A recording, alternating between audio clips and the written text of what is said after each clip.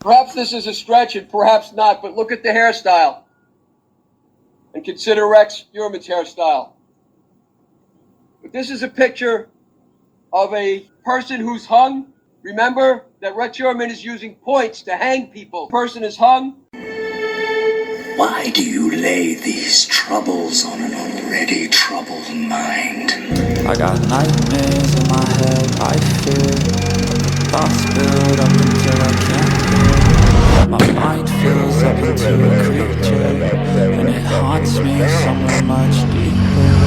I got nightmares in my head, Hello and welcome to True Crime Rocket Science, the most addictive voice in true crime. Okay, well, this wasn't intentional. The second half of the audio is going to be dealt with in this episode, and I have to say, I think it's the better half. So without further ado, we're going to go into that. Are you sure you want to hear this?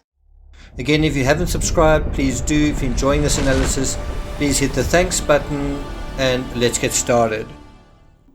We come into the world as babies and infants, and a lot of our life is about sleeping and eating and avoiding pain and pursuing pleasure and being praised by our parents and excrement and managing excrement. And that's really all it is. It's really animalistic. And we eventually grow out of that and want to find our basic worth in a contrived symbolic system. And that's another way of saying we want to be told how good we are. We want to be rewarded with money for how good we are. So let's see if we're starting to make baby steps in this profiling thing. What contrived symbolic system did Heuermann invest with his sense of basic worth? Write the answer right now in the comments. Let's see how good your critical thinking is right now. Any idea? The answer is architecture. But not just any architecture, Manhattan's architecture. And arguably, he succeeded in investing his basic worth in this symbolic system. But then it went further than that, didn't it? Heuermann's need to be a somebody to erect himself in some way into a landscape of, it's a very phallic landscape, erect towers, very tall towers, like right beside each other. And as I say, make no mistake, these towers are symbolic, phallic even, as representations of power and potency. What kind of power? Social power, sexual power, economic power, hegemonic power. What is hegemonic? It means ruling or dominant in a social context or in a political context. This is Heuermann in a nutshell. Someone who wishes to dominate. And why does he wish to dominate? Because he's feeling inferior, he's feeling less than, he's feeling insufficient, he's feeling inadequate. Where did that come from? And so in this situation where who he is someone who wishes to dominate, please explain, this is to the witch hunters out there, please explain how inviting somebody else, especially another woman, into his festival of sadistic dominance and control and payback, how does that help him assert his dominance? No, that would undermine it. Again, this shows the total lack of the ability to grasp even the most obvious psychology in this case. Interestingly, one way of expressing dominance is this idea of towering above someone or something. Let's go back to Ernest Becker. The question is, how do you salvage a sense of superiority and confidence? This applies as much to Rex Heuermann as it applies to you and me. He's got to and we've got to choose a symbolic action system in which we earn our feeling of basic worth. How do you do it? How did he do it? How am I doing it? Some people work out their urge, according to Becker, their urge to superiority by applying their physical and sexual attractiveness. Some people are doing it on YouTube. Some people are trying to convince you of their superior experience and know-how. Others work it out by being generous and helpful. Others by making superior things, right? Or playing beautiful music, or being an unusual mimic or joke teller. Some are trying to be entertaining. Some work it out, this whole thing of getting your, or deriving your superiority in a sense through being devoted slaves. Now you might say, I don't understand that. How could you be superior if you're a devoted slave? Well, what if you say, I am a locus of real value because I serve the great man. I serve someone or something very important. And even though I'm a slave to it, even though I'm a slave, I'm still in a higher place than what you are. Others serve the corporation to get the same feeling. And some serve, in Becker's words, the war machines, and so on and so on. And in this respect, you can kind of ask yourself, what's your system? Who are you? How are you trying to derive power and authority? Because we all are in some way or another. The question is, do we do so effectively, authentically, convincingly? Now, taking a step back, let's say you or I or Joe Bloggs wakes up one morning and says, you know what? I want to show this world who I am. I don't want to be some weakling nobody. I'm someone. Well, okay. How? How are you going to show the world? Well, you've got to select from a range of what Becker calls symbolic action systems. It sounds complicated, but it's not. And then, as I say, Becker provides a few examples. Sex appeal, talks about the Don Juan character. We can use our intelligence primarily. We can try to be generous or kind. There's an interesting line in the movie Poor Things, which I actually saw on the flight, this long-haul flight that I've just taken, where a character says, my life is dedicated to the taking of territory. And then his partner responds, well, I'm not territory, or certainly I'm not your territory. And what's also interesting in that same movie is where she says, okay, I understand. So you wish to marry me or kill me. Another interesting line from the film is where she goes to a brothel, and she's very naive, and she speaks to someone, and somebody tells her, some men enjoy that you do not like it. Like she's kind of going, how can we make this a mutually enjoyable experience? And she's told, you know what, some men come here and they like that you do not like it. And that is sadism. And that is exactly what we're kind of dealing with potentially with Rex Heuermann and what he's doing. He enjoys that. Not only do these women not enjoy it, but it's extremely painful and unenjoyable for them. In any event, what we see here is not only the great variations of character that we're saddled with, but also its almost ridiculous complexity. Everyone is running in different directions, trying to figure out what value system is going to give them the best bang for their buck, and kind of, in a sense, give them a sense of power vis-a-vis other people around them. What is going to be the best route to that?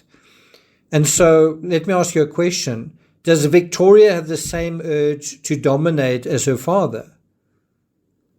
Because what I see, mostly anyway, is that her art is simply macabre. Is there really a message of domination in that? Anyway,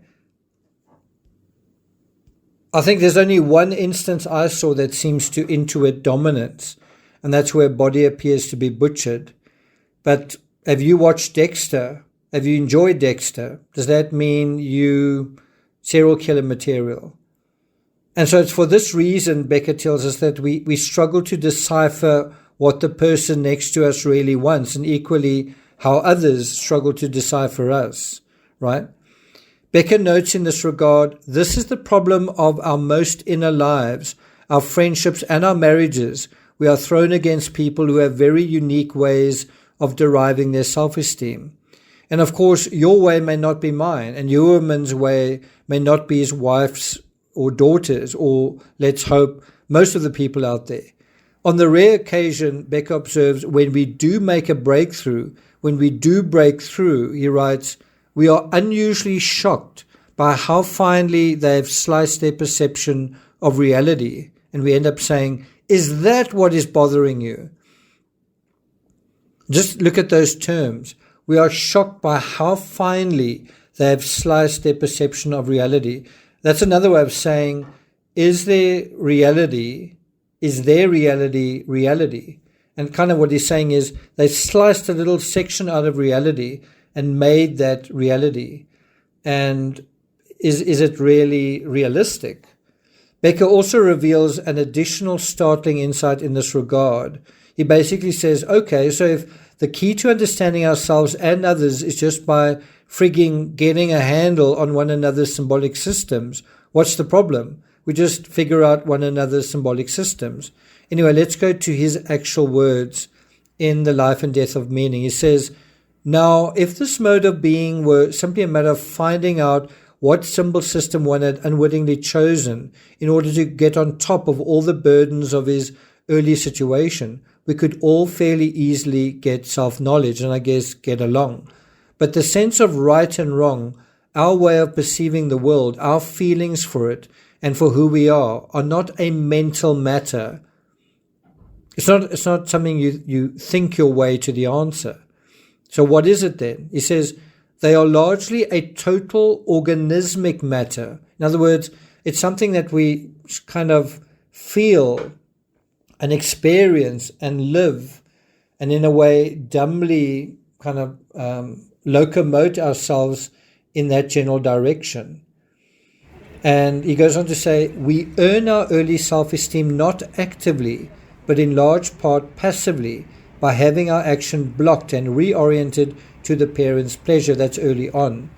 He says this is what triggers the process of introjection and personalization, never seen that word before. Appersonation.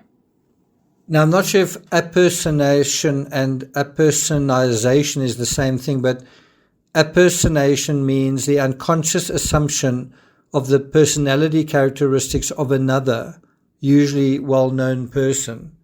And I think what Becker's getting at is that we unconsciously pick up the personalities of our parents when we're younger and kind of imitate them in a way unconsciously, but it almost as a way of testing them out, trying them out, almost like clothing.